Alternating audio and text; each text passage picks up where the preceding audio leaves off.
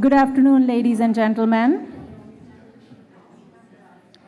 On behalf of Art Forum San Francisco, co-sponsored by the South Asian departments of UC Santa Cruz, Berkeley, and Stanford University, we welcome you all to Sala 2023. The topic for this session is No Trafficking, with our guest speaker, Saket Soni, who is in conversation with Mr. M.R. Rangaswamy. M.R. Rangaswamy is an entrepreneur, investor, corporate eco-strategy expert, community builder, and philanthropist. He co-founded Sand Hill Group, one of the first angel investment companies. He was named on the Forbes Midas list of investors and also recognized by CRN as one of the top 25 technology executives in 2012. MR founded Diaspora to unite the Indian diaspora and to transform their success into meaningful impact in India and on the global stage. Just a few house rules before we begin our session. Please put your phones on silent and no flash photography or recording, please.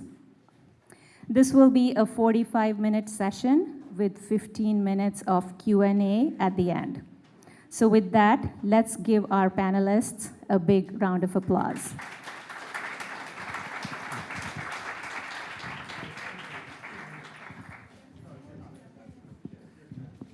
Thank you. Thank you so much for that kind introduction, and welcome everyone.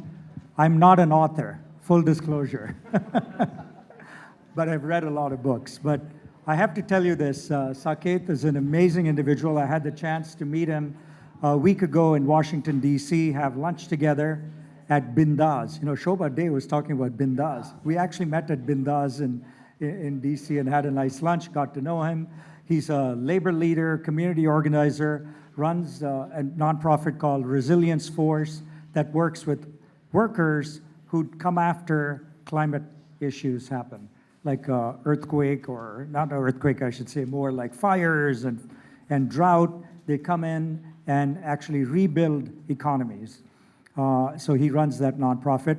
But when Kiran Malhotra sent me the book and said, you gotta interview Saket, I kept the book and didn't read it for a while.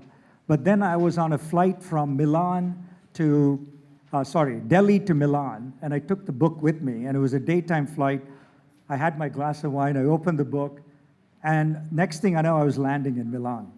So it was a beautiful, beautiful book that was gripping right from the start. And let me read some of the testimonials. Don't believe me, but believe some of these guys. Suketu Mehta said, who wrote The Maximum City, said, "The Great Escape is a revelation into the underbelly of America's broken immigration system," right? It's one man's epic struggle to obtain justice for the powerless. It promises to take its place in the annals of finest narrative writing about migration. New York Times named it as the editor's classic choice. NPR said it's a true story that reads like a novel. But this is the best one I liked. Another author said, it's paced like a thriller, written like a poem.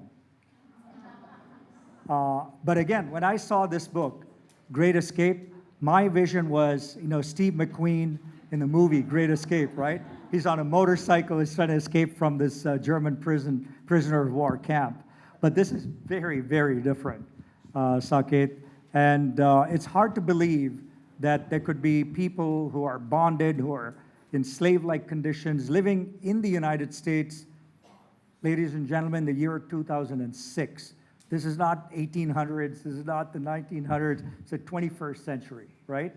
So as we start into this, can you talk a little bit about, and it's so gripping, right? So talk to me a little bit about the beginning of the book when you get this phone call. Sure, thank you so much, and thank you to all of you. Let me just say, I'm so overwhelmed by this crowd. It's amazing to see you all. So before I answer the question, if you'll do me a little, give me a little indulgence. My mother, being from India, loves it when I say the three magic words, I am hungry. Comes right after I love you. But another three magic words that I know she'll love is standing room only. She'll be so overwhelmed. So I'm Saket. I'm a community organizer. I was working in New Orleans in 2006, protecting workers. I was in New Orleans volunteering after Hurricane Katrina hit the Gulf Coast. And I received a mysterious midnight phone call that changed the course of my life. This book is about the journey that started that night. In 2006, after the levees broke and New Orleans flooded and the Gulf Coast was hit by a hurricane, Hurricane Katrina, the region turned into the world's largest construction site. Those of you who live in California have been living with fires and floods recently, and so you know this. When these things hit, thousands of homes are destroyed. Schools need to be rebuilt. And the people doing all of that rebuilding after Katrina were immigrant workers. So I was used to getting calls at night, but mostly from Latino workers or from local African American or white workers from Mississippi, Alabama, and Texas. But this phone call was from a man who was too scared to tell me his name. And the strange thing about it was he had just arrived from India. He was talking to me in Hindi, sometimes slipping into the kind of Punjabi that my grandparents spoke. And I was wondering, what on earth is an Indian man doing in the Mississippi Gulf Coast, having just arrived in the United States? And I went on a hunt to find him. It turned out he was one of 500 Indian workers who had been brought by recruiters from India, from Tamil Nadu, Punjab, Kerala, and other places, to come to the US on the promise of green cards and good jobs. A company in the United States sent recruiters, and these recruiters promised that workers would come in and at the end of 9 months be able to naturalize, become citizens, bring their families over. So workers spent $20,000 apiece, the savings of a lifetime, if not a generation, to raise that kind of money. They paid, they arrived, and when they arrived, they wound up living 24 people to a trailer in a labor camp on company property, behind barbed wire fences, working round-the-clock shifts, and eating frozen rice to sustain themselves as they rebuilt crippled oil rigs. And worst of all, there were never any green cards. The workers had been recruited to an American dream. They turned out to have been dropped in an American nightmare. They came on temporary visas that ended with them becoming undocumented, and they kept working because they were afraid of being deported back into debt. So the kinds of conditions we've heard about for years in the Middle East, for example, were now happening right here in the United States. Many of these workers had worked in Saudi Arabia, Bahrain, and Dubai, and when I met them, they told me they preferred that to how they were working in Mississippi and Texas. So that set me on a journey, and the book tells the story of that journey. I wound up partnering with one of the workers to engineer the Great Escape in the middle of the book, and I don't want to give anything away, no spoilers, but when you read it, it involves, kind of a problem. How do you help 500 men escape from a labor camp in Mississippi and another labor camp in Texas? And it involved, just as a teaser, a very elaborate but completely fictitious Indian wedding as a pretext. So you can read all about it. I'd rather be Steve McQueen on the motorcycle, I tell you that. These people went through hell, right? And you start the book in a very compelling way of telling individual stories because it draws you in. So can you talk about 2 or 3 of these folks? that really opened themselves up to you? Yeah, absolutely. So, when I was writing the book, I thought about the way that immigrants are usually understood in the United States. They're usually understood as either people with a problem or people who are the problem. In the news cycle, that's a lot of how immigrants in the mainstream are covered. The other thing that happens is that there's a tendency in the United States to think that an immigrant's life began the day they arrived. And in fact, people lead entire lives, come from places, right? And so I wanted to really start the book in India. When I met with the workers for the first time, many of the issues they faced were awful. The conditions in the labor camp, the debt, the threat of deportation, but the deepest issues were the ones I couldn't see. So for example, there was a man named Ebi Raju. He was a young, 23-year-old motorcycle riding young man in Kerala. And, his biggest problem in Kerala was he had just returned from 5 years working as a laborer in Bahrain. And his biggest problem when he returned was that he was being pushed into an arranged marriage by his mother. He didn't want to be married. He wasn't ready. He wanted to date. He was modern. More importantly, he wanted to get back out there, throw himself like a dart at the global economy to raise enough money to afford his parents a retirement. That was his biggest project. Well, he did get married because his mother persevered, as mothers will, and accidentally, he found himself on a phone call with the woman his mother had chosen to be his bride-to-be, the person the marriage broker had introduced them to. Now, this was against protocol. He wasn't supposed to talk to her, but he wound up on a phone call with her, and as soon as she spoke, he mysteriously fell in love with her, just at the sound of her voice. So now he had a new problem. How do you tell your new wife that days after the wedding, you're set to leave for America and that you'll send for her?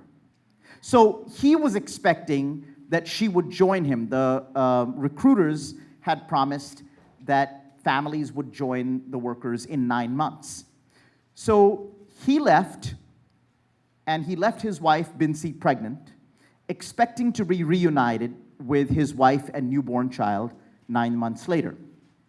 Well, about 9 months later, Ebi was on a platform at the top of an oil rig, fixing the oil rig, when his cell phone rang. He picked up, and his wife, Binsi, was about to go into labor. He asked his supervisors if he could go to India for the birth. They said no. And Ebi was not reunited with his wife for another 3 years. He didn't meet his son until 3 years later. So the effort really was to write this book as a love story. In a way, every immigration story is a love story. That's why we move. People move for love, either to take care of the ones they leave behind or to join the ones they want to live with. And the book, in a way, I wanted to start with the love stories to make you fall in love with these men on the page. It's wonderful, and I read the book, and this love story of Abby was so moving. Can you read a little bit from the beginning of that chapter? I can hold it. Oh, no, that's fine. I can hold it. Sure. This is the first chapter. It's called Schemes. And the biggest scheme that it describes is Ebi's mother's scheme to get him wed, the scheme he's trying to avoid. Spring 2006, Kerala, India. The night flight crossed the Arabian Sea. At dawn, the plane glinted above the Malabar coast. It descended into March rain, tilted over a forest braided with rivers, traced a nautilus over Kochi. Wet roofs shone. The back wheels hit the tarmac, unlocking a shudder of applause. The passengers were Indian laborers and nurses returning from jobs in Bahrain. Most of them came home to see their families every 6 months, but not Ebi Raju, The lanky young man folded into a window seat behind the wings. He unbuckled, clambered over the neighbors, and reached for his bags while the plane was still taxiing. Ebby hadn't been home for 5 years. And so Ebby bounds out of the plane, looks for his parents, and finds them. And so I'll skip ahead, and it goes on. They set off into the drumming downpour. This is they get in a car, it's raining. They set off into the drumming downpour through okra farms and chili fields. Ebby's eyes, parched from the desert, were peeled open through it all.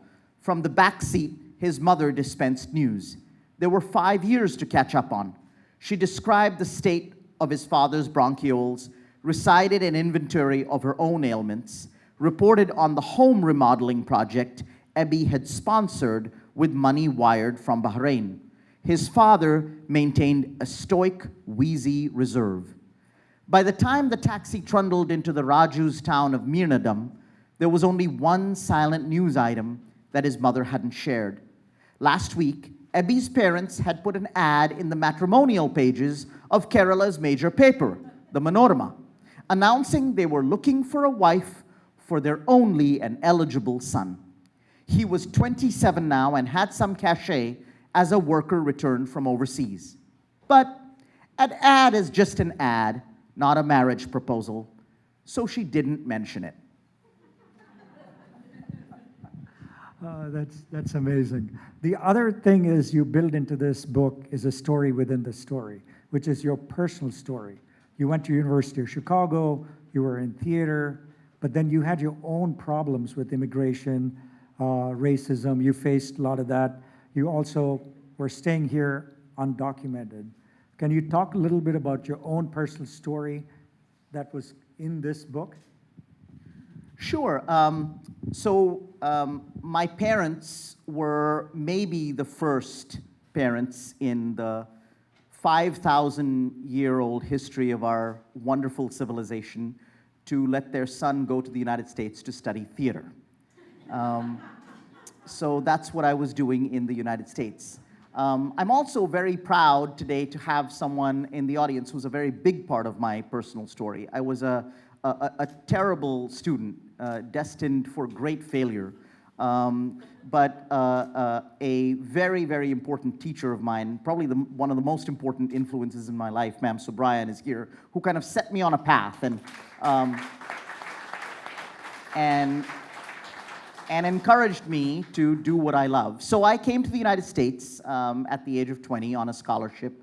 I studied theater, and I was running a theater company in Chicago. That's what I was doing when I became undocumented. I missed an immigration deadline and became undocumented. And at the time, I didn't think of it as much more serious than an unreturned library book. And I had a lot of unreturned library books. And so I was just living my life thinking it would all be okay when 9/11 happened. And that really changed things for South Asian people who were undocumented, Muslims and others, Arabs.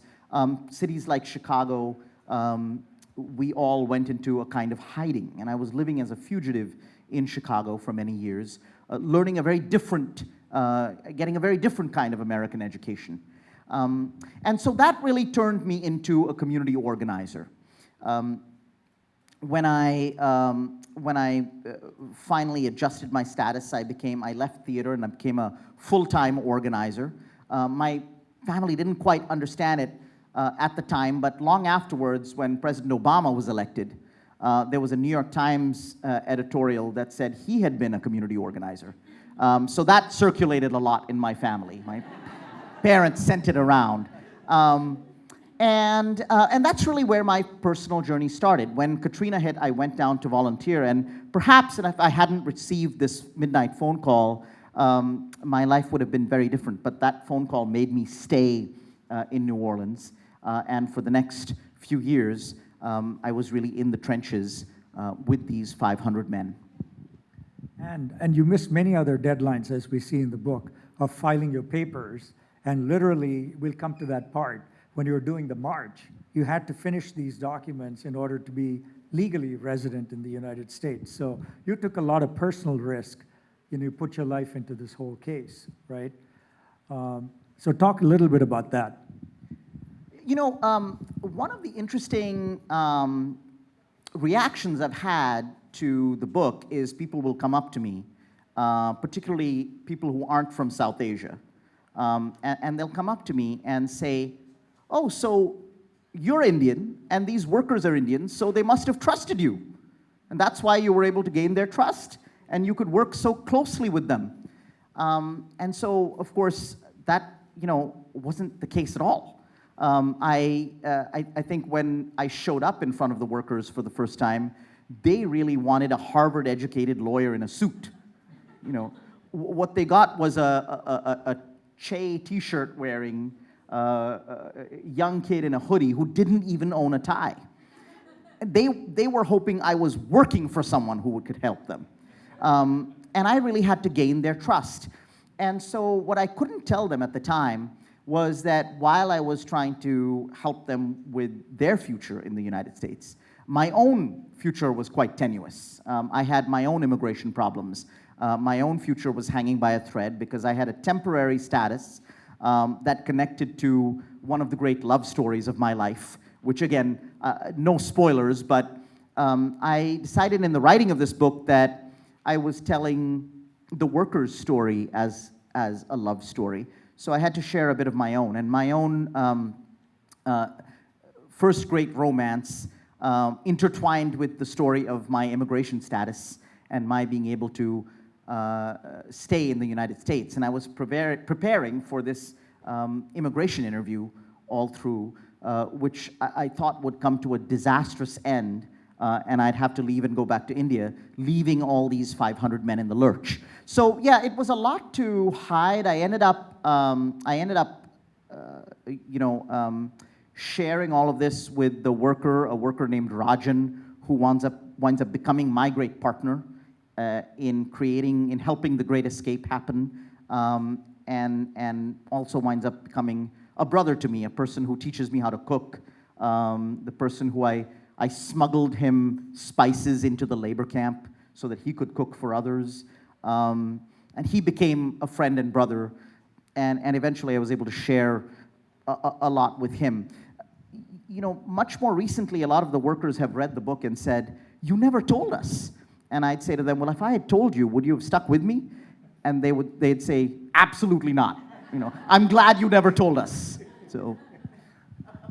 And coming to Rajan, you had a difficult and troubled relationship with him, even though he became your friend. What happened there? So Rajan was the brother I never had. You know, my brother from another mother. He was, when I met the workers for the first time, I was expecting to meet 3 workers, the 3 first anonymous workers who called me. And in their particular English, they wanted to remain anonymous. They didn't want to tell me where they were working. They were inside a labor camp, clearly very afraid of the people who exerted control over them. But they said that once a week, just for a few hours on a Sunday, their employer would allow them to go to church. Now, these 3 people in particular, they weren't Christians, but they would go to church for that little sliver of freedom. And they wanted me to meet them, but not come look for them. They wanted me to come to that church and happen to stumble on them accidentally and strike up a conversation because they were that scared. And in their particular English, they said that the church was called the Secret Catholic Church. It took a drive through Mississippi to find it. It turned out the Secret Catholic Church was actually the Sacred Heart Catholic Church. And I found them in the back, and I had called my mother and cut a deal with her. I hadn't called her in months.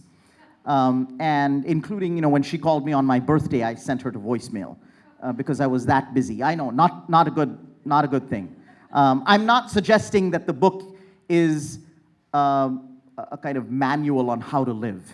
It's my 27-year-old self managing this strange reality for me where I was estranged from home and estranged from my family, barely calling home, not taking their calls, living in this reality in New Orleans, which was a very black and white reality. I was the only South Asian there, really, that I knew.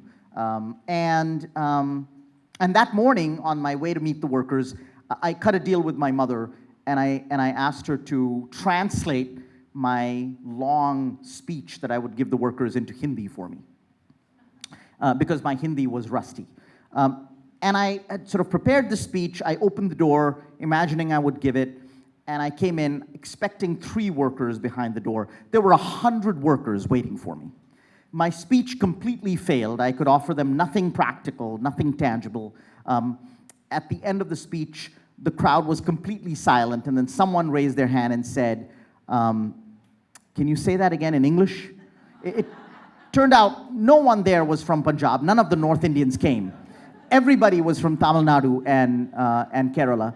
And so I did it again in English. People translated. It completely failed. Everybody left. But from deep inside the room, there was one person. His name was Rajan. He was from Kerala. And he came forward later, called me later, and I met with him. And we started a clandestine friendship that led to the Great Escape. I would smuggle him spices, and we became great friends. Food became the great ritual of our friendship. Inside and outside the labor camp, and then on the journey, every time we encountered a problem, every time we encountered a great problem, we cooked a great meal. And eventually, we went on a hunger strike. Renouncing food wound up becoming the great apex of protest. But, you know, the pressure of the campaign, the pressure of a family back home and moneylenders circling, and corrupt immigration agents collaborating with the company, all of that pressure became too much even for our great friendship. And eventually Rajan turned on the campaign, and the death of the friendship was really the hardest part of the book to write, and still something really hard when I think about it. It was one of the great sorrows, was the impossibility of our friendship to stand up to the pressures that Rajan and I were facing. Amazing. And so now we come to the heart of the book, which is the Great Escape and the March. So what was on your mind and the workers' minds?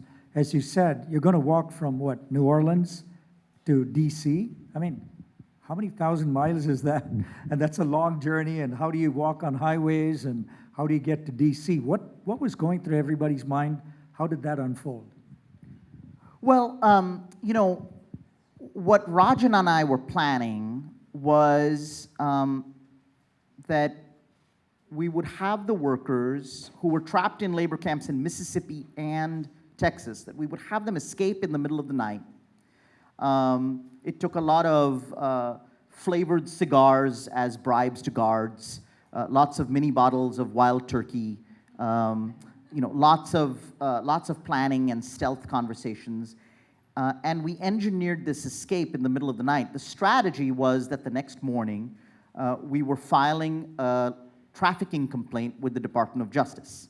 Now, human trafficking is a federal crime, but in the imagination of American officials at the time, and still to some extent now, human trafficking is something that happens to women across borders.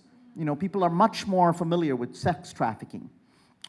In some places, we've seen victims of human trafficking who are 2 or 3 immigrants at a time in the basement of a restaurant. This is a large private equity-owned company in the oil industry with hundreds of workers in labor camps concealed from most Americans. They have guards, they have, you know, round-the-clock shifts. So this was something very strange for American officials. And we knew it would take a while to convince the Justice Department, but we filed a complaint and waited for them to send a law enforcement investigator. Now we had a new problem. We had to hide the men, 500 brown men, in Louisiana, Mississippi, and Alabama, until the Justice Department answered. So for 8 days, we remained hidden in a hotel that had been torn up by the hurricane, and it was the one place I could afford to hide 500 men. But 8 days passed, and the workers were going stir crazy. Their debts were piling up, and there was no response from the Department of Justice. So we decided to do what people have done from time to time when they fight for freedom. we decided to come out as undocumented and march from New Orleans to Washington. We set out on a march, and the men at the time were in good spirits. I mean, in New Orleans, they got cheers. When we got out of New Orleans, the cheers were replaced by jeers.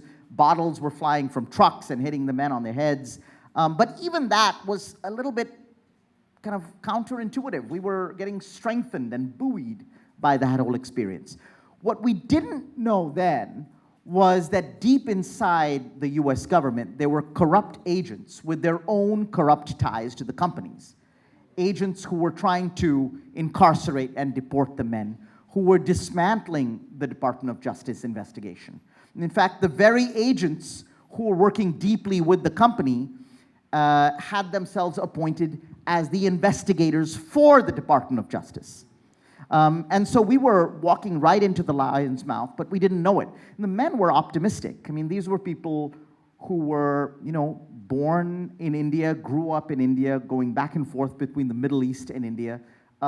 They thought that, sure, a company in the United States might be evil, but they had great faith in US institutions. They had faith in the government. And they would tell me, well, it's right there in the name. Isn't it called the Department for Justice? And I would say, well, the Department of Justice, and it's not going to be that easy. It's going to take a fight.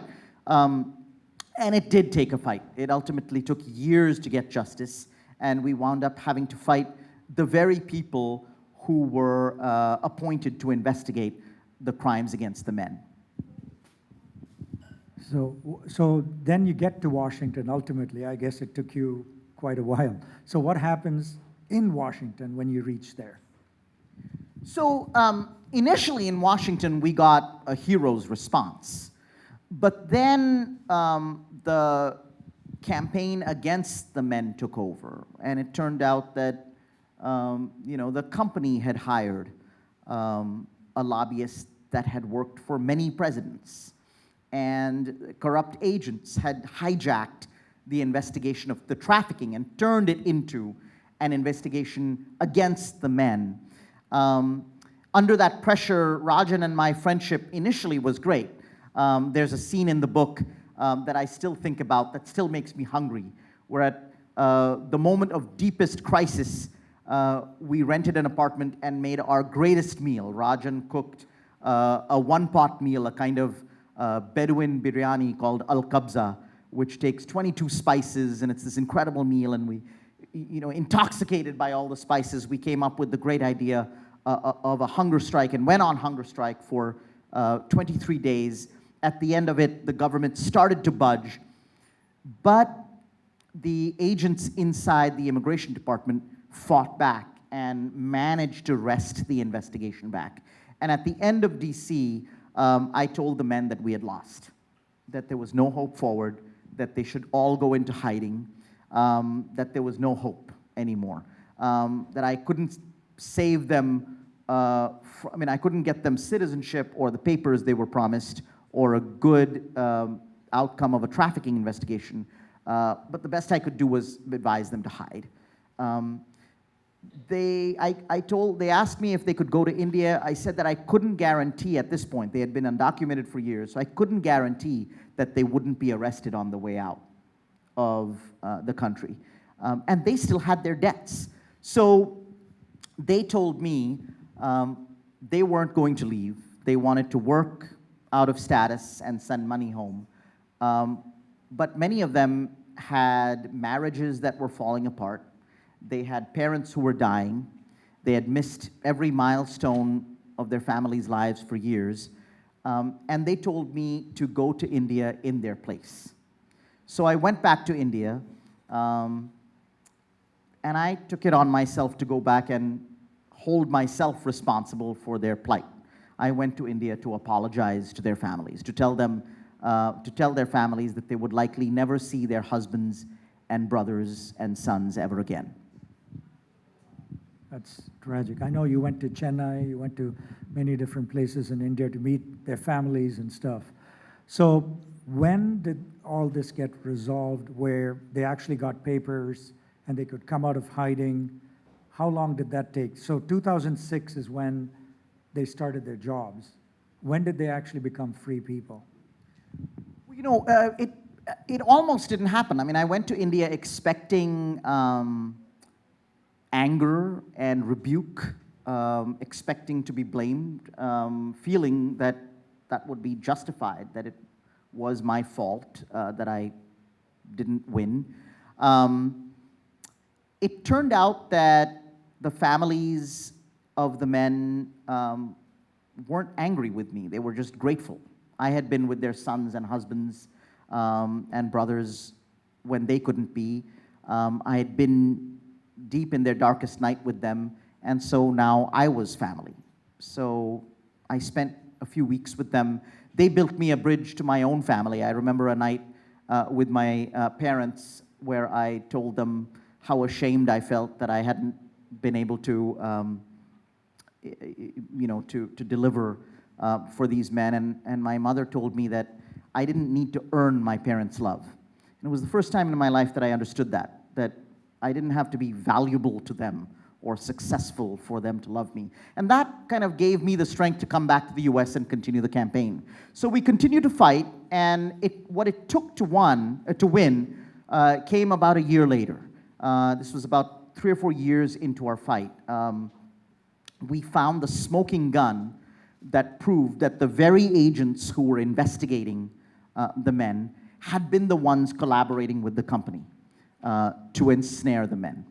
And when that came out, the US government reeled. By then, administrations had switched hands, and we were able to get from the Obama administration the protections the men deserved. So Ebi Raju, the young motorcyclist who wanted to be free and then fell in love with his future wife's voice, about a few years into the journey, I stood in an airport and watched him and other workers be reunited with their wives. I watched as Ebi Raju's wife's head popped up from the escalator.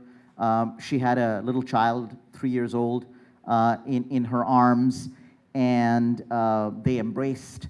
Ebi had been worried about, the boy who wouldn't come into his arms, and he had bought a little yellow JVC, toy, a little truck to bribe the boy with, and the boy didn't need the bribe. He jumped into his father's arms, and that reunion happened a few years later.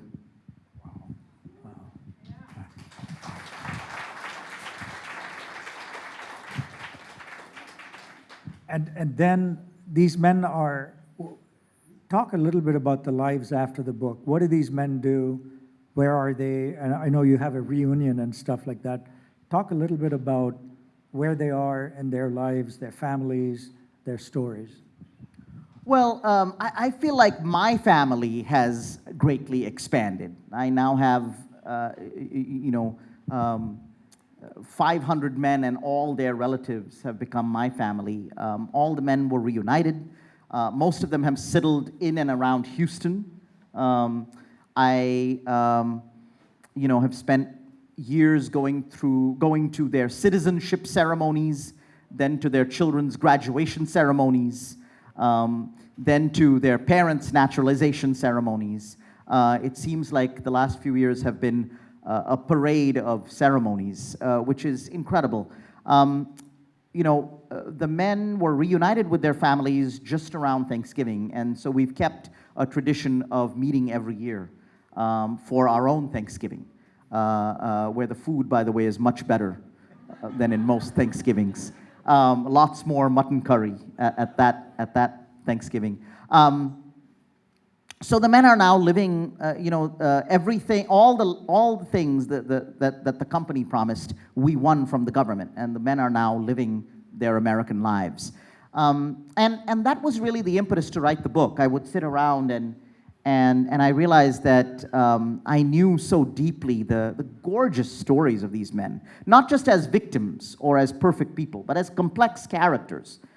People with difficulties, with problems, with complexities, people who doubted, people who weren't sure, people like all of us.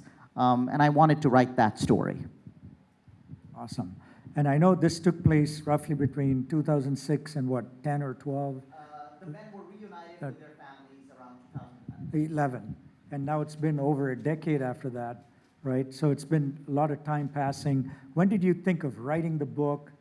What was the process to get this in your head? Did you write things all along, or was this something after the fact? Well, you know, I think I was just so transformed as a person by these men and their families. I was just so deeply transformed that by the love, by the difficulty, and I always thought that everybody should read their story. Everybody should know them the way I know them. And then when Trump got elected, I just thought that what's missing in the world is deep immigrant stories, deeply told immigrant stories, and that more of us need to be telling these stories. So I had never intended to write a book, but it turned into a book. And I was also struck by how the story of these men kept going beyond the book. In fact, when the book came out, a few days later, one of the characters in this book is a welder named Shaukat Ali Sheikh. He's a wonderful man, a very moral person who does an immoral thing, and his struggle with that is one of the hearts of the book. And he wrote to me, he called me, and he said, Saket ji, and this was like recently, a few months ago in January. Saket ji, which is what everybody calls me. And I said, yes, Shaukat ji, kya hua, what happened? And he said, we've won our campaign. We finally won our campaign. And I said, Shaukat ji, you became a citizen, back in 2011. So, we already won our campaign. What are you talking about? I thought he was talking about the publication of the book, and so I was waiting for the compliment.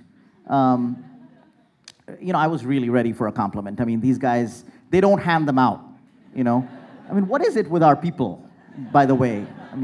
But he said, no, I just won my campaign because my daughter, and Shaukat is from Bihar, a small town in Bihar. A town, as he described it to me, is still in the grips of a feudal reality, right? And he's a small welder whose father owned a tiny, was a small-time shopkeeper. And so Shaukat says, no, we just won our campaign because my daughter just got accepted into 5 medical schools in the United States. And I thought, wow, that's incredible. All these years, the book has been the center of my life, But to him, the book is kind of in the margins of his life. It's a little thing. The really important thing is his daughter. And he's right. That's actually what we were able to achieve, And if we achieve that, what an incredible thing to be able to achieve something like that. Absolutely. These are the immigrant stories of America, right? What they make of themselves, their families, the next generation, and so forth. So we do have some time for questions. I'm sure a lot of hands are going up. I want to ask our facilitators, how do we handle this? Do they stand up and ask questions, or? I guess we'll do that. Okay, Anurag, I know you, so I'll ask you first. Thank Sorry. you so much. First of all, congratulations. Such a fantastic story and sharing it with us. Oh, thank you. Yes. Any effect on the company, and what was the outcome of the company? Were they ever punished, or were they ever penalized for their horrific actions? Yeah, yes, the question was, what about the company? Were they ever penalized? So the company, so I want you all to read the book. So I will kind of tease the answer and hope that you're sufficiently tantalized, So the company was brought to court, and a jury did give a verdict, a human trafficking verdict and a forced labor verdict. But then the company ingeniously, moved out of that. the company is very fascinating. The other person that's very fascinating in the middle of this whole story is the person who actually built the entire trafficking scheme for the company, who was an immigration lawyer from New Orleans, who really thought of himself as the immigrant's best friend. He was somebody who, when he was a small child in Louisiana, his parents took in a pair of Cuban refugees. And this man looked up to those refugees. He was 8, they were teenagers, so he literally looked up to them. They taught him how to play baseball. When I interviewed him, he told me about the bilingual conversations with them, the halting English-Spanish around the dinner table, where people made do and didn't understand each other, but loved each other. And he carried their memory. And another fascinating thing about the story is how he turned into someone who was defending himself against human trafficking charges. So yeah, there's a very complex set of characters at the center of this book. I tried to resist telling this as a story of good and evil. It's really a story about a very complicated economy in which good people can still do very terrible things, which I think is closer to the truth. If I might add to that, Saket, there are many other interesting characters they can read in the book. One is the immigration guy who retired and you went to meet him and how he thought of the whole situation. A lot of different characters like that woven through the book. So next, Sunitha. Yes, first of all, I wanted to thank you so much. nice to see you again. Yes, and I wanted to thank you, first of all, for allowing me access to some of the men that you work with and allowing the readers of India West to engage in such tremendous stories. I wanted to ask you, one of the things that I tried to do throughout was try to get an interview with Signal's CEO. Did you ever manage to speak to him, and what did he say about what was happening? The question was, and thank you for your reporting, by the way, and for being a journalist in these very difficult times. The question was whether I ever got an interview with the CEO of the company, Signal International. I ended up interviewing a number of officials, but not the CEO. The CEO didn't grant an interview, but I interviewed some of the executives who were much more close to the situation. And then I ended up interviewing, actually the most fascinating person from the company was a man who at the time was a guard whose job it was to keep the workers trapped in the company. And just imagine yourself, right? Imagine that you are a person who's desperate for work, and you've been a security guard, and you've been a bouncer, and there's not a lot of work, and this becomes your job. And he told me how, on one hand, he had deep sympathy for the workers, and on the other hand, he had a job to do. And those were the interviews that I thought were really interesting, because unlike the company CEO, who, you know, somebody wrote his talking points for him, and he's going to deliver those talking points. And instead, here's an ordinary person with a terrible job and who's morally, you know, morally transformed, not for the better, by having to do the job. A job that fundamentally is a violent one, right? Those were the interviews that were much more interesting. There is a sign, by the way, and if I'm reading it right, it says, "You're on a roll, keep going." But we have 10 minutes, yeah. So,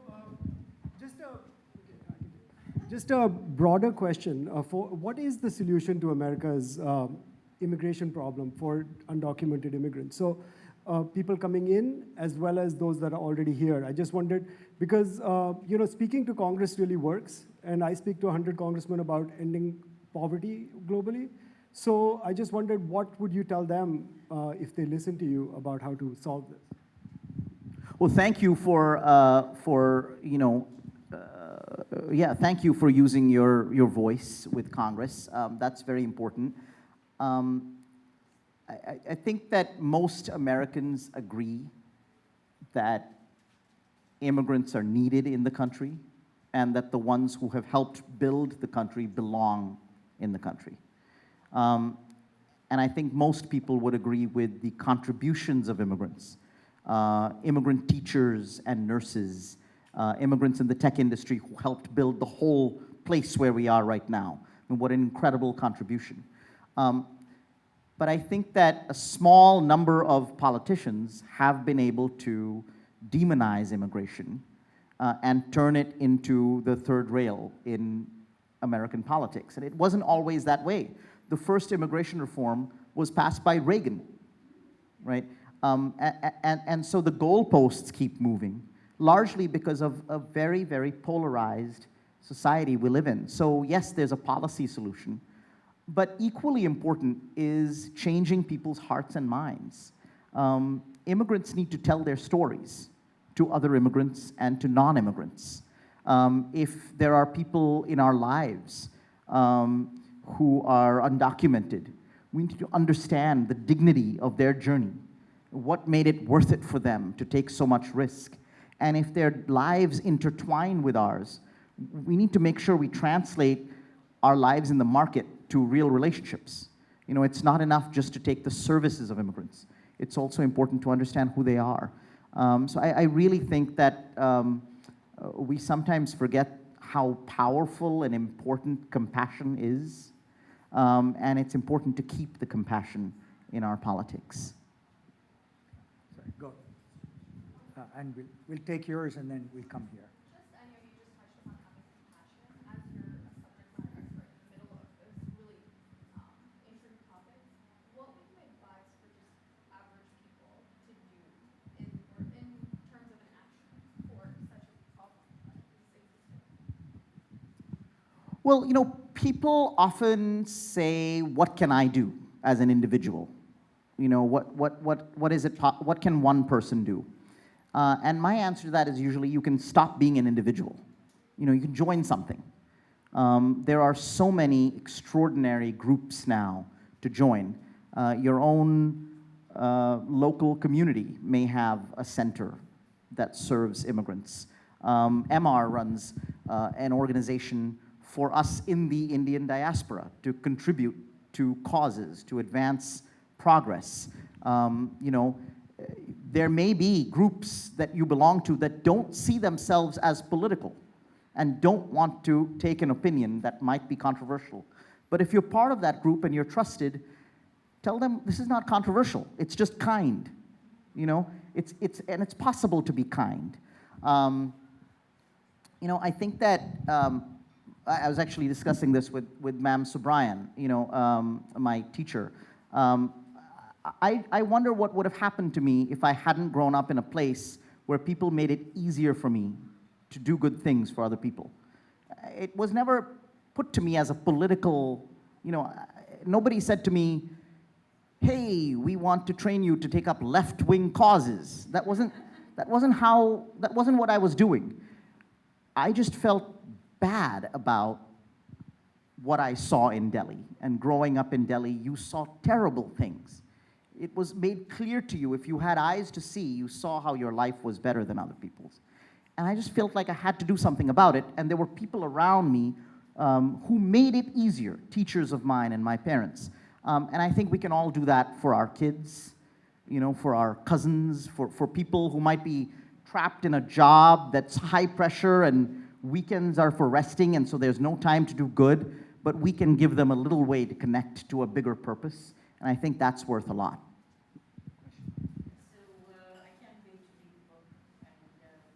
I can't wait to hear what you think about it. It's anything to do with how this went. Absolutely fantastic. My question is that you had success with these 500 people. What has been the effect on other such, you know, companies that are?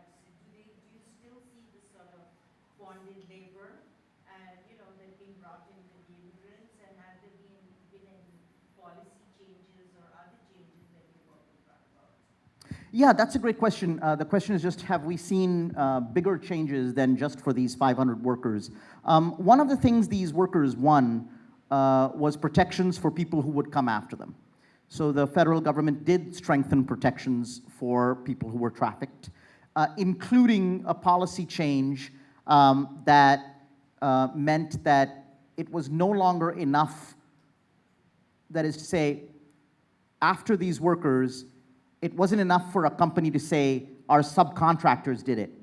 We had nothing to do with it. Now, if a company even knew about it or benefited from it, they were partly to blame. Part of the story here is that, Signal International, the company, knew what was going on and just was able to say, well, we had nothing to do with it. But they benefited from it, right? The workers' labor helped build them a profit. So that was a policy victory. More recently, the Department of Labor has announced that undocumented workers who are blowing the whistle against bad treatment, if they come forward, then they will get temporary legal status so that they don't have to face deportation or fear deportation for coming forward to blow the whistle. So that's going to help people who are domestic workers and farm workers, including many in California. It's going to help lots of workers in the Midwest, in poultry plants, for example, where terrible stories come out, where workers are afraid to even ask for bathroom breaks because they're afraid that whistleblowers will be deported. So these are the kinds of workers we work to help. And yes, there are changes. I mean, I would say, these workers were a big dose of hope. There were also a kind of injection of urgency into the policy arena, and there has been good change since then. We're pretty much running out of time, but I want to close with a closing question. What are you doing these days? Talk a little bit about Resiliency Force and where you're headed to personally. Yeah, when I met these workers, what I didn't know at the time was that these would be the first of many, many immigrant workers who would arrive after disasters. In the 17 years since Hurricane Katrina, there have been floods and fires and hurricanes. You all in California, I was in a place the other day where someone used the term fire season. We never used the term fire season 10 years ago, right? You wouldn't move to a place that had a fire season unless you were a certain type of person, So when these disasters happen, and they're happening more intensely because of climate change, immigrant workers come to rebuild. That's continued. And so just like when Silicon Valley expanded, every time there's a growing economy, there's a growing workforce, right? So like tech workers and healthcare workers, there's a growing workforce in the United States, largely of immigrants, mostly undocumented, like the people in this book, who are people who we call resilience workers. And so, I work to represent those workers. I run a national organization called Resilience Force, and we try to protect these workers. So I embed with, and these are workers who follow disasters year after year, sometimes crisscross the country, much like farm workers, sometimes working 10, 12 disasters a year. They come to California to repair after fires and then drive to Florida. And my team and I embed with this workforce for much of the year, living on the road to protect them. So I wrote the book every day from 4 a.m. to 8 a.m. and started my day job at 9. And that's been sort of my life for a while. Personally, I live in Washington, D.C., and go back and forth between D.C. and New Orleans. So if any of you are ever there, please let me know. Saket, what an inspirational story and a book. And I know books are available outside, and you'll be signing some books right after this. I think there's a signing break. So thank you, everyone.